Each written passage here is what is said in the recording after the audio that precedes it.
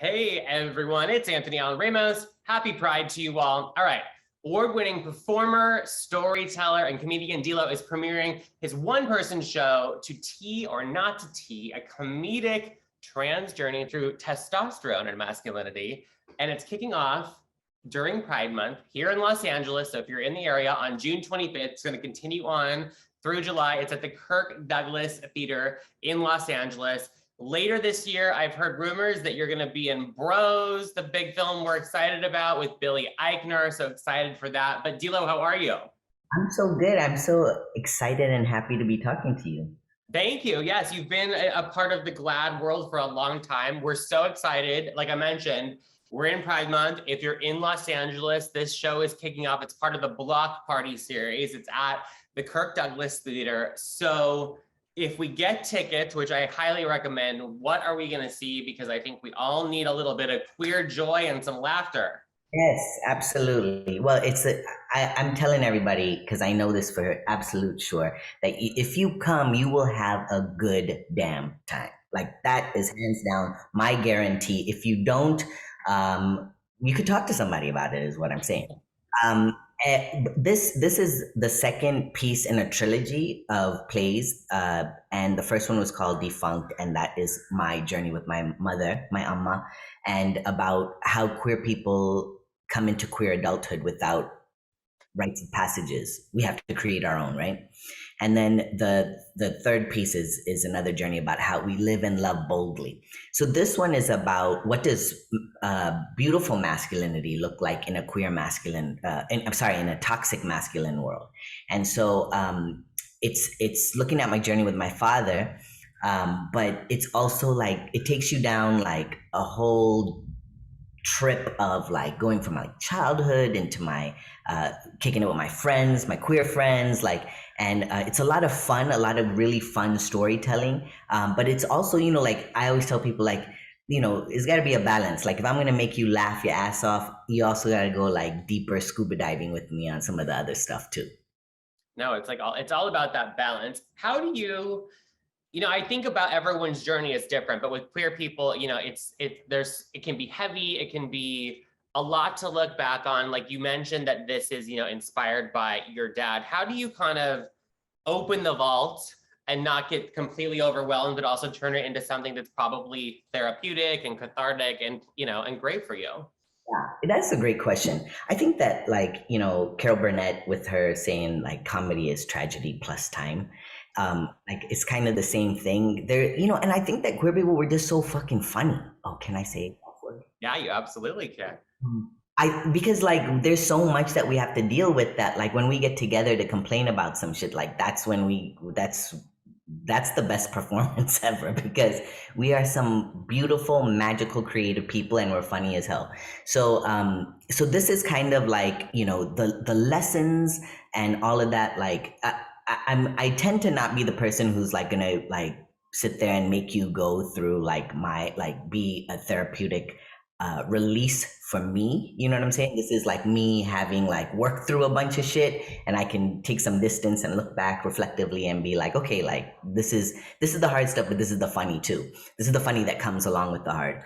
Um, and but I do believe that like artists, we do this thing where, sometimes regular ass folks who are just trying to live their life don't have the time to just look at their own stuff. You know what I'm saying? Like this world is wild and crazy. Like we don't have that much time in general.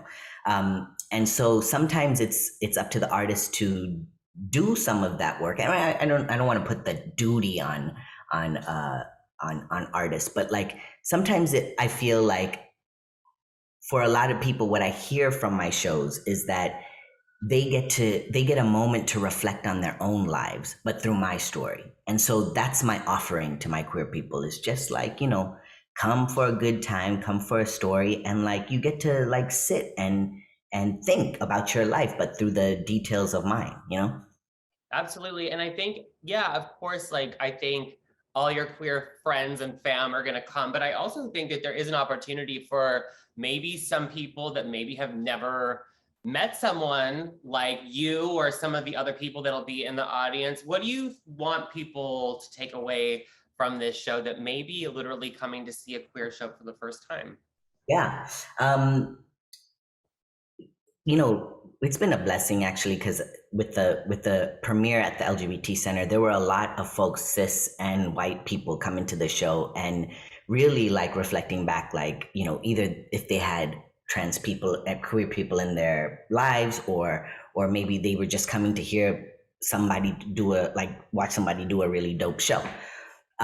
But people have all walked away from it feeling like, wow, I didn't know. I was coming in with all of these assumptions, and I came in and I just saw a really kick-ass show. It was beautiful, whatever, right? Yeah. Um, but I think that when it comes to like the work of people who aren't queer and trans and non-binary, I hope that the least, like the smallest thing that will happen for these people is that they come in, they see the show, and they have more compassion in their heart for people who don't live a life that they do. You know what I'm saying? And because like I keep thinking about like all the trans and queer and non-binary people who just, even in LA or even outside of LA, are just minding their damn business. Yeah.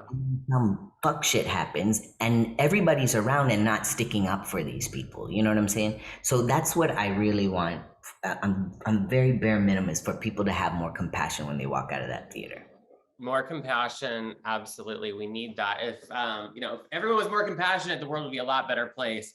There is, yeah, there is, a lot of conversation happening when it comes to queer people, trans people, with comedy, with stand-up comedy. I don't want to, name any names, and I want to give any of those people more attention. But what do you hope happens when it comes to, just more inclusion and just like creating a safer, better place for queer people when it comes to stand-up comedy? Yeah.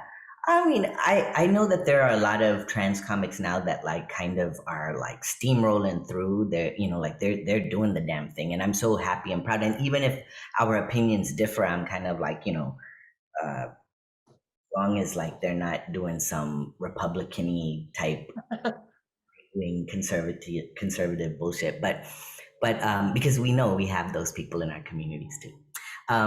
But I think that like, like stand up is one of the most powerful tools that we have there in the art world, and it's because it is, this is where people get to voice and don't have to like it's just thoughts and opinions. And you would hope that when it comes to representation, that everybody does well for the whole entire community. But even sometimes with people with their own personal opinions, again, like if they're not like whack, they have the ability to show like a spectrum of trans representation. And I think that that is so important too. I never want to be somebody who yucks someone's yum because I don't fully agree with them, but I also feel like, I do, me personally, I want the health of our communities. And so any comic that's out there, like I hope that, kind of keeps that in the back of their mind as they do their work. I love that. Yuck someone's yum. I'm gonna have to remember that one. I like that. Well, thank you for that. Very well said. Let's talk. Well, before we move on, so the previews are happening end of the month, June 25th, but it's going to continue on. It's not like it's over after Pride. How long is it going to be going on? Yeah, so previews are 25, 26, and 28, I think, and we open the 29th. Yeah. Then we go like Tuesday, Wednesday, Thursday, Friday, Saturday, Sunday for 2 weeks. Saturdays and Sundays after the preview weekend will be twice in one day. So till July 10th. I love that. Kirk Douglas Theater. I know I saw on Instagram you were like very excited to be there, see, the poster. What does it mean to you to kind of get to be, going to this location and going on that stage? I was just telling somebody like, I've been part of an LA theater scene, like community-based theater scene for forever, for my entire career.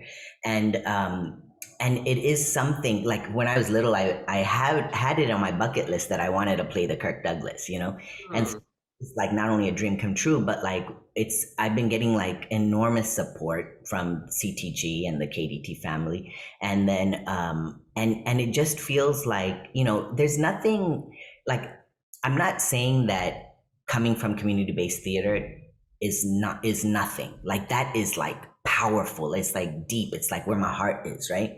But it is something on a career level to be recognized in LA as a theater artist, because I've been doing this for forever, like I said. And, you know, oftentimes people think of queer-based theater or theater from the margins as not being real theater. You know what I'm saying? And I think that, you know, with a lot of theater companies throughout the nation, they are trying to make these changes that reflect what's going on in the world. And I'm grateful for that. And I'm grateful to be a part of that wave. Is there still more work to be done? Of course, there always is. But I will just say that I'm full up of gratitude. Well, I love that. That's a great pride moment of gratitude for you. I love that. Before we wrap, Bros coming out in September, the fall. Everyone, it's a big budget, gay, bro-y film. Billy Eichner's in it. You know, we just had Fire Island come out, which also features a gay rom-com love story. Lots happening. I probably can't tell me too much about the film, but what does it mean to get to be a part of, you know, being a part of this project, Bros, with Billy Eichner? Yeah, no, I am feel again more blessings, more grateful. This whole thing, like, you know, we went to Jersey, we shot over there, and it was like, you know, it was just like seeing everybody, like all the different folks who are represented in this movie. Like, yes, it's a love story about Billy Eichner and his lover, right? But it's also like you get to see so many of the people in our community. You know what I'm saying? And that was like probably the best part of shooting. And I am totally like jazzed about it coming out, and like you'll see my face up there, and Yeah. alongside so many other beautiful queer trans BIPOC folks. Well, that is so exciting. Well, Dilo, congratulations. Happy Pride to you. Just a reminder, everyone, you can check out Dilo's one-person show, To Tea or Not to Tea. Previews are starting June 25th at the Kirk Douglas Theater. It's going to be continuing on through July. Tickets are on sale online right now. But we will talk to you soon, and good luck with that first night. I'll be rooting you on. Thank you so much. I so much love to you and the GLAAD family. Absolutely. Have a good one.